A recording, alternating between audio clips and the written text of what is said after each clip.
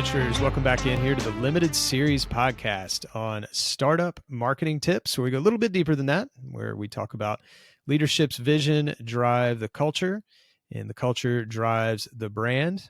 And that is when your patients start to work for you. So you want to make sure all your marketing dollars are working, that they're getting the most value out of them. And that is exactly what we are going to accomplish through this limited series podcast. If you haven't downloaded the workbook, I'm telling you, that is a great way to go through this. That way, a lot of this stays sticky without you having to come back and listen to it and kind of go back and use it for reference. Another thing I'm going to give you in the show notes, demographics is a huge deal. I feel like when you're thinking about your startup, we've got a demographic tool that I'm going to have in the show notes. You just go in there, you click on it, go to our website, type in the zip code that you're looking at, and it's going to give you that free, just a kind of a really great outline. It's not in depth, but it'll tell you all about the demographics in the area. So, and you can look at multiple zip codes. So definitely check that out in the show notes. But going to be a little bit of a shorter episode. Like I said, with this limited series, it's kind of like having an audio book, right? Some chapters are longer than others, but let's take a step back here and think about, what do we know about the size and the scope of this practice? We talked about in the last episode, your blueprint. How big is it going to be? But let's look at where we're going to put it, because this will be crucial in building a possible footprint in the future, right? So if you're going to have more practices past this one, let's go ahead and make sure that we have this kind of locked down, in case you choose to do that down the road. I'll give you a personal example of blueprint footprint. So years ago, I live in Charlotte, North Carolina, and back, I think this was 2013, there might have been 5-10 people doing Airbnb, but I was like, hey, I've got this rental house. I'm going to go ahead and flip it to Airbnb. And it killed it. I mean, it did great. I mean, I was making a ton of money off that. I bought 2 more houses, but I was just scaled it as quickly as I could because of how much money it was doing. The problem was I didn't think about blueprint or footprint. So I did really well because I had a 3-bedroom, 2-bath within a mile radius of the city. That ended up being the blueprint and the footprint that really needed to happen. I got lucky because the 3rd house I bought ended up being that, but the second one was not. And because I made those mistakes, it was outside of this footprint. It was a 2-bedroom, 1-bath. So people were just getting hotels. That house suffered and ended up dragging down the other 2. And I ended up having to sell it. And so I do say it's very, very important to think through location. So to me, your footprint is just as important as your blueprint. So I know a lot of dentists doing a startup choose a location based on cost or availability. Now, I know most of you have a desirable area you want to be in, but it's important you go through the branding process to kind of realize what the perfect ideal patient is for your practice. So if you could see 2,000 of the exact same patient, who would that be? Then use the demographic tool that is in the show notes. It's on our website to find out what demographic areas match and align the patients you want to see. And I'll give you another example here. I was working with a doctor that, he built out this gorgeous cosmetic practice. And he did implants. He had 2 surgical suites. He wanted to ramp up quick. He had quite a bit of money to spend on marketing, but it was very important for him to own the property. So he bought this property. It took him 2 years to build out this wonderful practice, but he was millions into this practice before it started. The issue was this wasn't an area of town that had turned yet.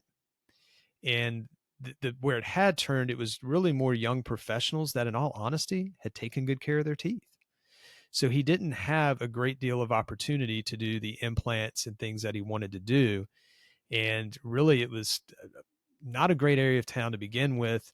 And he ended up, after 2 years in his startup, and actually losing money. Most startups do not lose money after the first 3 months. Most don't lose money at all. But he had to start taking Medicaid. It was just terrible where he put it. And of course, he had the real estate that helped back him up a little bit. But I just want to make sure that you're really thinking about where you put it. For example, you can have multiple demographics to go through. We talk about that in our leadership brand workshops that, seniors, and I mean, there's 10,000 baby boomers retiring a day.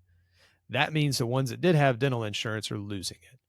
And so really getting heavy into the marketing side of it and bringing them into the practice with, you know, I know new patient specials are frowned upon, but if you can get them into the practice, what a great way to sell them up to like a dental savings plan, because you're the one that's now kind of giving them that alternative that's going to help them financially. So there's the seniors, right? But that doesn't mean you still can't get the moms, you know, that are going to bring their kids in, or the young professionals.